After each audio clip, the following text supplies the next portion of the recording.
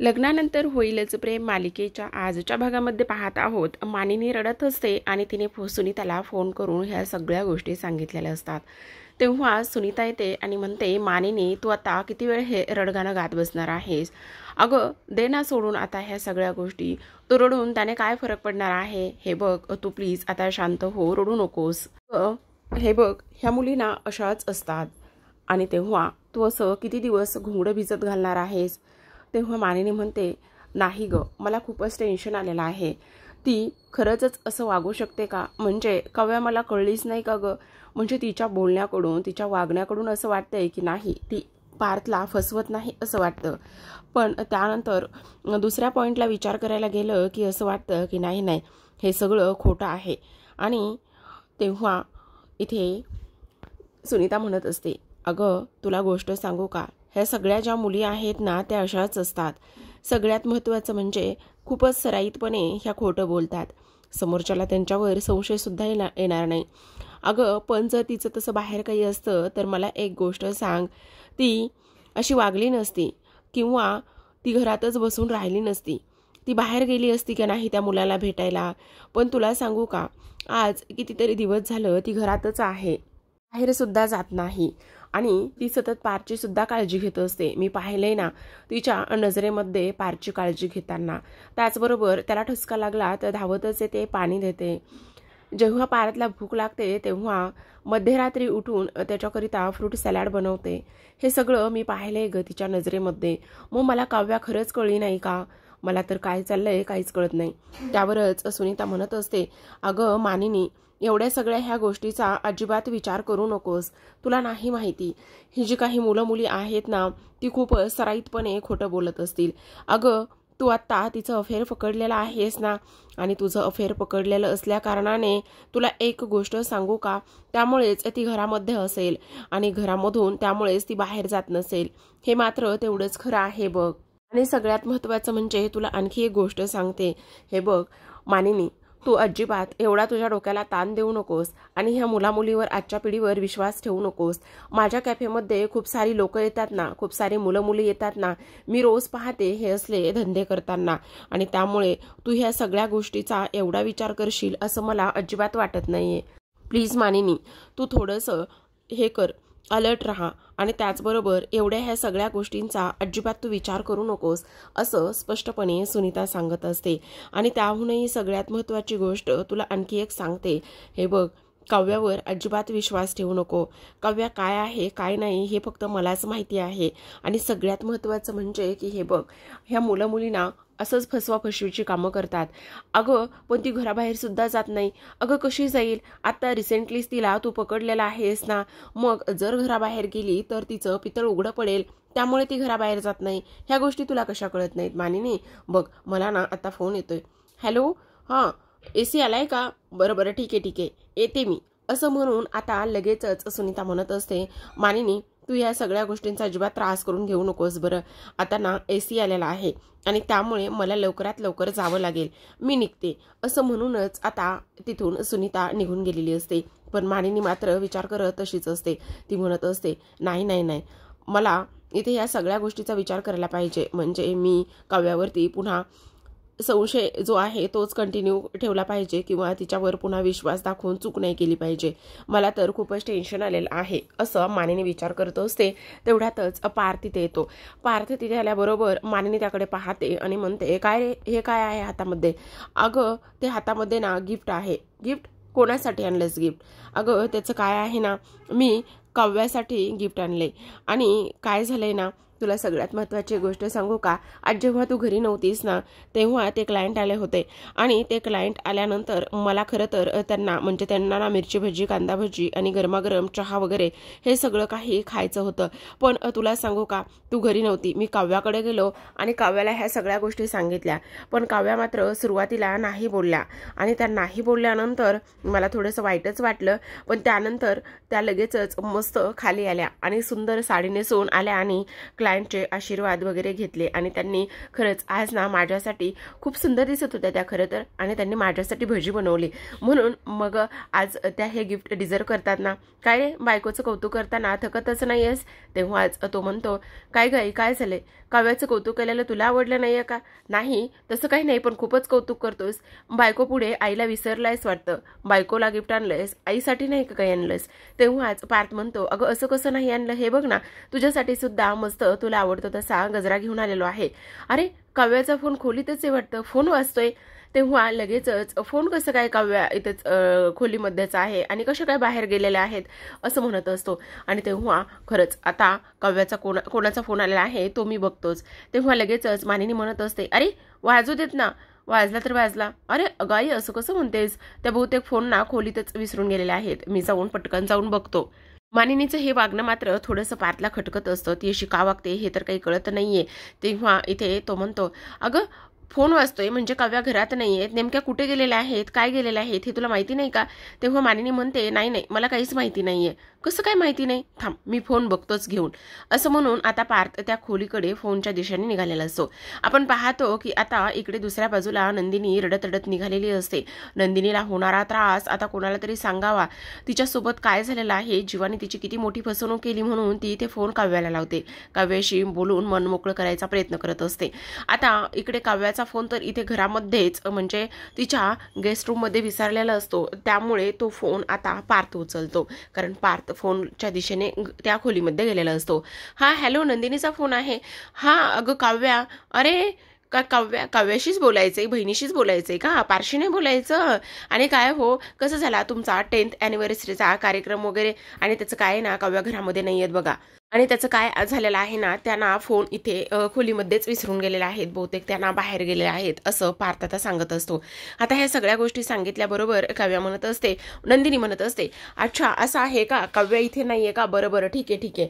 अहो ठीक आहे, मला नाही, माझ्याशी नाही बोलणार आहे तुम्ही? नाही, त्याचं काय आहे ना, काव्याची आठवण येत होती ना म्हणून फोन केला. बरं बरं, सांगा ना तुमची 10th अॅनिव्हर्सरी कशी झाली? असं म्हटल्यानंतर आता नंदिनीला खरं तर खूप रडायला येतं असतं. आणि रडायला आल्यामुळे तिला पार्थला काय उत्तर द्यावं काय नाही ह्या गोष्टी समजतच नाहीत. ती म्हणत असते, ठीक आहे ठीक आहे, काही हरकत नाहीये, म्हणजे अॅनिव्हर्सरी तशी छानच झाली, पण आपण घरी येऊन बोललं तर चालेल का? तेव्हाच पार्थ म्हणत असतो, हो का, असं आहे तर. तेव्हा ठीक आहे म्हणून तो फोन ठेवतो. तेवढ्यातच जीवा पुन्हा नंदिनीकडे आलेला असतो. तिची समजूत घालण्याचा तो प्रयत्न करत असतो. नंदिनी प्लीज माझं ऐकून घे ना, माझ्याशी बोल ना. हे बघ, तुझा खूप मोठा गैरसमज झालाय, तू मला असं इथे चुकीचा समजू नकोस, प्लीज नंदिनी प्लीज, असं म्हणून तो तिच्यासमोर हात जोडत असतो, तिची विनवणी करत असतो. पण नंदिनीच्या समोर ह्या सगळ्या गोष्टी आलेल्या असल्या कारणाने आता तिला मात्र कोणाशीच बोलायचं नसतं. तर आता आपण इकडे पाहतो की पार्थने फोन ठेवल्यानंतर पूर्ण खोलीभर पाहतो आणि हा सगळा काय पसारा आहे, काव्याने असा का पसारा केलाय म्हणून तो मानिनीला आवाज देतो, आई आई. तेवढ्यातच मानिनी येते. मानिनी आल्याबरोबर पार्थ विचारतो, अगं आई, हे सगळं काय आहे, म्हणजे किती पसारा केलाय काव्याने, असा कसा पसारा केलाय? तेव्हाच इकडे आता मानिनी म्हणते, आला असेल एखाद्या कुठल्या तरी गोष्टीचा राग आणि त्यानंतर केला असेल हा सगळा पसारा. तेवढ्यातच पार्थ म्हणतो, अगं काव्याला राग आला आणि त्यांनी असा पसारा केलाय हे शक्यच नाहीये, झालेलं काय आहे मला काहीच कळत नाहीये, आणि त्या गेल्यात कुठे नेमक्या, असा पसारा केलाय, सगळे कपडे वगैरे. तेव्हाच मानिनी एक एक करून कपडे उचलायला लागते. तेव्हाच आता पार्थ विचारतो, आई काय झाले, खरं खरं सांग, तू अशी का वागतेस? तुझ्या वागण्यामध्ये खूप फरक होतोय. तू काव्याचा रागराग करायला लागलीयस का? काही झालेलं आहे का? प्लीज आई, तू सांगणार आहेस का मला? तेव्हाच मानिनी म्हणते, ती घर सोडून निघून गेली. काय? असं बोलल्याबरोबर आता इकडे पायातला धक्काच लागलेला असतो. तर इकडे आता काव्या घरातून बाहेर पडल्यानंतर तशीच चालत चालत निघालेली असते.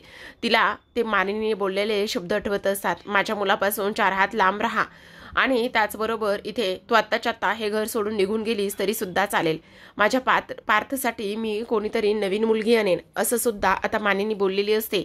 आणि त्यामुळेच काव्याला तिचं ते सगळं बोलणं आठवत असतं. रडत रडतच निघालेली असते.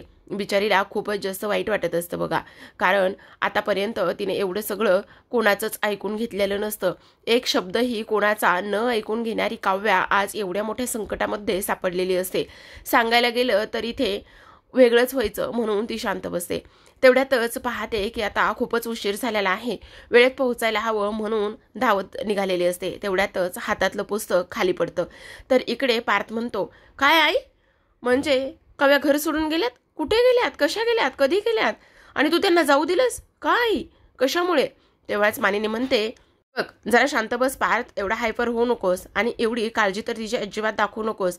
आता बघ मागच्या वेळेला सुद्धा अशीच घर सोडून गेली होती आणि मोबाईल स्विच ऑफ केला होता. आता सुद्धा तशीच कुठेतरी गेली असेल आणि मोबाईल इथेच ठेवून गेली असेल. हिचं ना नेहमीच झालेलं आहे हे असं.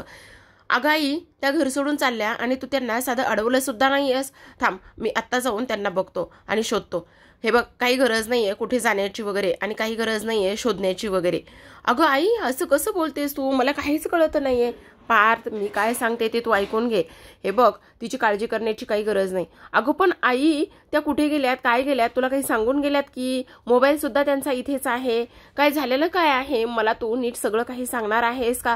कशामुळे त्या घर सोडून गेलेल्या आहेत? नाही थांब, मी ना एक काम करतो, मी ना इथे अनिशालाच कॉल करतो. तेव्हाच इकडे आता तो फोन लावण्याचा प्रयत्न करतो, पण मानिनी मात्र त्याला थांबवण्याचा प्रयत्न करत असते. पण पार्थ मात्र म्हणतो, नाही आई, मला काव्याची आता खूप काळजी वाटायला लागलेली आहे. असं म्हणून तो लगेचच अनिशाला कॉल करतो. आता अनिशाला कॉल केल्यानंतर अनिशाचा नंबर स्विच ऑफ येत असतो. तेव्हाच तो म्हणतो, अनिशाचा मोबाईल तर स्विच ऑफ आहे, काय करावं हे मला तर काहीच कळत नाहीये. तेव्हा आता लगेचच तो म्हणतो, नाही नाही, मोहितेंकडे मी फोन करतो, नक्कीच त्या तिच्या आईकडे वगैरे गेलेल्या असतील तर समजेल ना. असं म्हणून तो आता लगेचच मोहितेंना म्हणजे काव्याच्या आईला फोन करत असतो. आता काव्याच्या आईला फोन केल्यानंतर तो म्हणतो, हॅलो, मी पार्थ बोलत आहे आणि काव्या तिकडे आलेल्या आहेत का? नाही नाही, म्हणजे काय आहे ना, त्यांचा मोबाईल ना घरीच विसरून गेलेला आहेत, म्हणून म्हटलं बाय चान्स त्या तिकडे आल्या असतील तर प्लीज तुम्ही तसं सांगाल. तेव्हा तिकडून सुद्धा सांगण्यात येतं, कळवण्यात येतं की नाही, काव्या इकडे अजिबात आलेली नाही. तेव्हा इकडे आई त्या मोहितेंकडे सुद्धा गेलेल्या नाही. थांब, मी आत्ताच्या आत्ता जातो आणि त्यांना शोधतो. तेव्हाच मानिनी म्हणते, पार्थ, आता कुठे जाणार आहेस? रस्त्यावर जाऊन शोधणार आहेस की काय तू? वेळ लागलाय का तुला? तेव्हाच पार्थ म्हणतो, आई प्लीज, अगं त्या घरात नाही आहेत, बॅग भरून गेल्यात असंही सांगतेस तू, त्यांचा मोबाईल येते, मग मी त्यांना शोधायला जाऊ नको का? प्लीज शांत हो. असं म्हणून पार्थ आता कसलंच काही ऐकत नाही आणि काव्याला शोधायला बाहेर पडलेला असतो. तर इकडे आपण पाहतो की मानीला थोडंसं वाईट वाटत असतं. ती म्हणत असते, नाही पार्थ, मी अशी खाष्ट सासू नाहीये रे, पण तुला त्रास होऊ नये आणि त्यामुळे मी असं वागते. तेवढ्यातच आता गुरुजी काव्याला भेटतात आणि गुरुजी काव्याला भेटल्यानंतर तिचं खाली पडलेलं पुस्तक ते उचलतात आणि काव्याला देत असतात आणि काव्याला म्हणतात, नशिबाचे भोग आहेत, ते तर भोगावेच लागतील, त्रास तर होणारच आहे. तेव्हा काव्या म्हणते, म्हणजे गुरुजी तुम्हाला काय म्हणायचं आहे नेमकं? तेव्हाच गुरुजी म्हणतात, हो, कारण जे हातातून सुटलंय, जे निसटलंय ते तर आता पुन्हा परत मिळणार नाही. आणि तेव्हा काव्या म्हणते, आता नशिबाचे भोग आहेत म्हटल्यावर भोगेन ना मी. तेव्हाच गुरुजी म्हणतात, तुला एकटीलाच काही भोगावे लागणार नाहीत, तुझ्यासोबत पार्थला सुद्धा हे भोग भोगावेच लागणार आहेत. तेव्हाच काव्या म्हणते, पार्थला का? पार्थचा याच्याशी काय संबंध आहे? नाही नाही, जर पार्थला हे नशिबाचे भोग भोगावे लागणार असले तर मी काही करायला तयार आहे. म्हणजे माझं आणि जीवाचं जे अफेअर सुरू होतं भूतकाळामध्ये, आता नाहीये, पण ते सुद्धा मी इथे पार्थला ह्या सगळ्या गोष्टींसाठी सांगायला तयार आहे. त्यावर गुरुजी म्हणतात, हे बघ पोरी, जे सटवाईने आपल्या नशिबामध्ये लिहून ठेवलेलं असतं ना, त्या गोष्टी होतातच, त्याला टाळता येत नाही. आणि तेव्हा इकडे काव्या चिडते आणि म्हणत असते, गुरुजी प्रत्येक वेळे येता, असे भाकीत करता, पण तुम्ही असं का करता? आणि ज्या गोष्टी होणार आहेत त्या तुम्ही सांगत का नाहीत? आणि थांबवायला, त्यावर उपाय करायला काही का सांगत नाहीयेत? प्लीज तुम्ही असं नका करू. आणि हे बघा, असं काही नसतं, जे आपल्याला करायचंय, जे आपल्याला ठरवायचंय ते आपण करू शकतो. तेव्हाच गुरुजी म्हणतात, मग मला सांग, सप्तपदी घेताना कोणाचा विचार केला होतास? सप्तपदी घेताना ज्याच्यावर प्रेम केलंस त्याच्यासोबतच लग्न करेल असाच होतं ना तुझं ठरलेलं. मग जेव्हा ज्याच्यावर प्रेम होतं तो मुलगा बाजूला, तर ज्याच्यासोबत इथे ऐनवेळी लग्न ठरलं ते काय होतं? ते तुझ्या हातात होतं का? ते तू अडवू का नाही शकली? मग तेच असतं, जे आपल्या नशिबामध्ये सटवाईने लिहून ठेवलेलं असतं ना पोरी, त्याच गोष्टी होतात आणि हे विधिलिखित आहे. तेव्हाच काव्या म्हणते, गुरुजी तुम्ही हे असं सांगता आणि त्यामुळे जीवाला घोर लागतो. एकतर तुम्ही अर्धवट गोष्टी सांगता आणि ते काय करायचं, कसं करायचं ह्या सुद्धा गोष्टी तुम्ही इथे सांगत नाहीयेत. तेव्हा गुरुजी म्हणतात, हे बघ, हे कोणीच नाही सांगू शकत आणि ज्या गोष्टी होणार आहेत त्याच फक्त सांगता येतात आणि त्या कशा, कधी, काय हे तर देवाला सुद्धा नाही सांगता येत. असं आता गुरुजी काव्याला बोलत असतात. काव्या मात्र हे सगळं गुरुजींचं ऐकल्यानंतर खूपच जास्त डिस्टर्ब झालेली असते. ती म्हणत असते, नाही गुरुजी, काही जरी झालं तरी सुद्धा पार्थला मी भोगू देणार नाही. काही जरी झालं तरी सुद्धा ह्या सगळ्या गोष्टी मी माझ्यावर घेईल. प्लीज तुम्ही ह्या सगळ्या गोष्टींचा नका विचार करू. असंच आता इथे काव्या म्हणत असते आणि ती तिथून जायला निघते. तेवढ्यातच गुरुजी म्हणतात, कुठे आणि कशी पळणार आहेस? बोल ना. नाही पळू शकत तू ह्या सगळ्या गोष्टीपासून. तर आता आपण दुसऱ्या बाजूला वळूयात. इकडे वसू रम्या मस्त कॉफी शॉपमध्ये कॉफी पिण्यासाठी गेलेले असतात. कसलं हो कॉफी पिण्यासाठी? त्या तर त्यांच्या त्या गेम प्लेअरला भेटण्यासाठी गेलेले असतात. आता तिथे गेल्यानंतर इकडे रम्या म्हणत असते, अगं आई, मला एक गोष्ट सांग, तू हे सगळं एकटीनं केलं नाहीस, मग तुझा पार्टनर होता तरी कोण? त्यावर वसू म्हणते, अगं रम्या, जरा शांत, हळूहळू जरा थांब, सांगते. सगळं काही कळणार आहे. एकटीनं थोडी ना मी केलंय. आणि इथे मी तुला कशासाठी घेऊन आलेले आहे? त्याच माणसाला तर भेटवण्यासाठी मी इथे तुला घेऊन आलेली आहे ना. अगं मग जो इथे आनंद निवास पाडला किंवा आनंद निवासवर जो स्टे आणलेला आहे तो तूच, म्हणजे तू आणि तुझ्या पार्टनरने, म्हणजे नंदिनीचं स्वप्न धुळीस मिळवण्याचं काम तू आणि तुझ्या पार्टनरने केले. तेव्हाच वसू म्हणते, हो, आता त्या नंदिनीच्या आयुष्यामध्ये काय होतंय, कशा पद्धतीने गोष्टी उलटापालट होत्या तेच बघायचं आहे. समजलं तुला? असं म्हटल्यानंतर आता इकडे मात्र जी रम्या आहे तिला तर इकडे वसूचं हे बोलणं, हे वागणं खूपच डेंजरस वाटत असतं. तेव्हाच रम्या म्हणते, बापरे आई, तू एवढा मोठा गेम केलायस. मग मला सांग ना, कोण आहेत कोण इथे? कोणाला आपण भेटायला आलोय? अगं हो हो हो, बोलवणारच आहे. मस्त तू इथे आपल्या दोघींसाठी कॉफी ऑर्डर कर. तेव्हा लगेचच काव्या सांगत असते, एक कोल्ड कॉफी आणि एक सिनेमन कॉफी. आणि तेवढ्यातच पाठीमागून आवाज येतो आणि एक मस्त फक्कड आलं घातलेला गरमागरम चहा. असं बोलल्यानंतर आता रम्या त्या आवाजाकडे पाहते तर तो आवाज असतो भास्करचा आणि समोर भास्कर उभा असतो. तेव्हा आता रम्या लगेचच उठून उभी राहते आणि म्हणत असते, भास्कर काका तुम्ही? असं म्हणून आता लगेचच वसू म्हणत असते, हो भास्कर, हाच तो भास्कर आणि हाच माझा पार्टनर. आता हे सगळं ऐकल्यानंतर रम्या तर शॉक लागल्यासारखीच पाहत असते. कारण या भास्करचं आणि हिचं काही जास्त फारसं पटत नव्हतं बरं का. का तर आता हिला पारसोबत लग्न करायचं, भास्करची मुलगी तिला सुद्धा पारसोबत लग्न करायचं, म्हणून झाला ना आता गोंधळ. तर आता इकडे दुसऱ्या बाजूला वळूयात. गुरुजी म्हणत असतात, त्या सगळ्या गोष्टीसाठी अग्निपरीक्षा द्यावी लागेल, अग्निपरीक्षा, असं काव्याला आता गुरुजी बोललेले असतात. आता हे सगळं काही ऐकल्यानंतर काव्याला तर खूपच मोठा धक्का बसतो. ती म्हणत असते, काय अग्निपरीक्षा? हो, अग्निपरीक्षाच तर नाही तर सत्व परीक्षा सुद्धा तुला द्यावी लागणार आहे आणि नशिबाचे फासे आता उलटे फिरणार आहेत. तेव्हाच काव्या म्हणते, म्हणजे मला नाही कळत तुम्ही काय म्हणताय ते, तुम्ही उलगडून नीट सांगणार आहात की नाही गुरुजी? तेव्हाच गुरुजी म्हणतात, हे बघ, नाही असं काही सांगू शकत, पण इथे खूप मोठं संकट येणार आहे. नुसतं संकटच नाही तर इथे तुला खूप मोठी अग्निपरीक्षा सुद्धा द्यावी लागणार आहे. तेवढ्यातच अनिशा आलेली असते. अनिशा म्हणत असते, हे काव्या हाय, असं म्हणूनच आता काव्याकडे ती जाते आणि तेव्हा, अगं किती लेट केलंयस क्लासला, आपल्याला क्लासला जायचं नाहीये का? तेव्हाच इथे ती म्हणत असते, हे काय आत्ता आलेली आहे ना, तर आता जाऊयात ना. आता इकडे तसं बोलल्याबरोबर इकडे ती म्हणत असते, हे कोण आहे? तेव्हाच गुरुजी म्हणतात, त्याने काय फरक पडतो, इथे खूप मोठं संकट येणार आहे, त्यामुळे दोघी एकमेकींना सावरा, दोघी एकमेकींच्या सोबत खंबीरपणे उभ्या राहा. आता इकडे ते निघून गेल्यानंतर अनिशा म्हणते, बाप रे, कोण होते हे? कसले घाबरवतात ना, किती घाबरलं. तेव्हाच काव्या म्हणते, त्यांचं कामच तर ते आहे घाबरवण्याचं. बाई काव्या, हे कसलं डेडली बोलून गेले, किती घाबरले ना मी. अगं हे असं घाबरवलं तर कसं होणार आहे? म्हणजे मला तर आत्ता असं वाटत होतं की हे काही जे बोलले ते सगळं खरं होणार आहे की काय, कुठलं संकट बिंकट येणार आहे की काय. तेव्हाच आता काव्या म्हणत असते, हो, ते जे काही बोलतात ना ते अगदीच खरं होतं. येणार असेल कुठलं तरी मोठं संकट वगैरे आणि त्यामुळेच ते ह्या सगळ्या गोष्टी इथे बोललेले आहेत. तू नको एवढा विचार करूस. चल.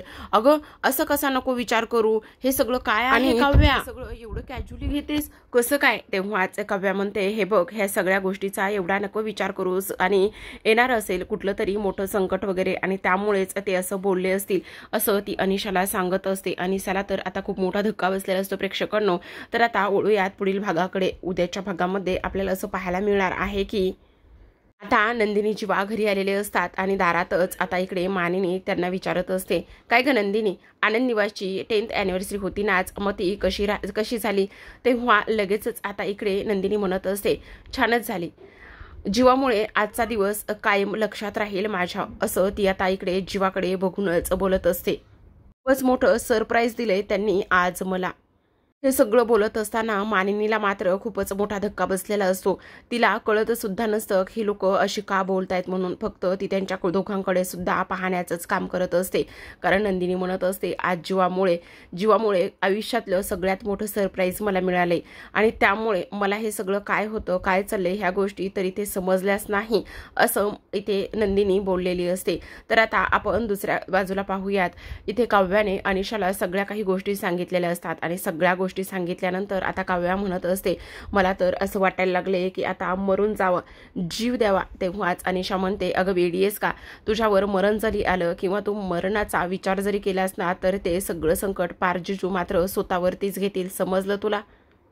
इथे ती तिला सांगत असते आणि बोलत असते. ह्या सगळ्या गोष्टी बोलल्यानंतर आता इकडे मात्र सगळ्यात महत्त्वाचा प्रेक्षकांनो धमाका झालेला असतो आणि तो धमाका म्हणजे समोर आपला पार्थ काव्याला शोधतच आलेला असतो आणि समोर पार्थला पाहिल्यानंतर ह्यांना तर खूपच मोठा धक्का बसतो की पार्थ इथपर्यंत आलेला आहे म्हणून. तर आता प्रेक्षकांनो अशाच नवनवीन डेली मालिकांचे अपडेट जाणून घ्यायचे असतील, पाहायचे असतील तर नक्की चॅनलला सबस्क्राईब करा. तर आता बाहेर पडलेली काव्या ही पार्थ सोबत घरी जाईल का, पाहूयात उद्याच्या काही येणाऱ्या भागामध्ये. तोपर्यंत तुम्ही पाहत राहा लग्नानंतर होईलच प्रेम या मालिकेचे छान छान रिव्ह्यू.